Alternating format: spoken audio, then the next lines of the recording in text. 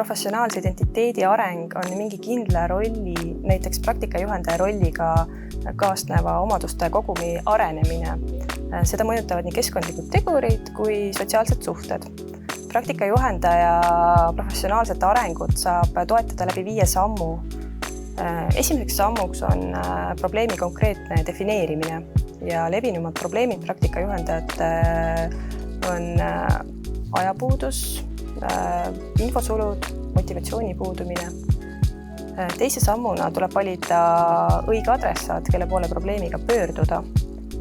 Ja adressaat peab valima sobivaima tegevuse konkreetse probleemi lahendamiseks, näiteks võimaldada põhitöökoormuse vähendamist juhendamise ajaks või valida praktikajuhendajast lähtuv motivatsioonipakett.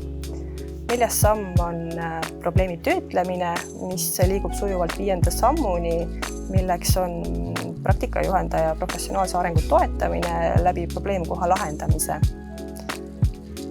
Juhendajale tagatakse sobiv keskkond ja vahendid praktika läbiviimiseks, võimalused enese täiendamiseks, võimalused kohtuda näiteks praktikajuhendajate kogukonnaga läbi erinevate koolituste, jagada kogemusi, teadmisi.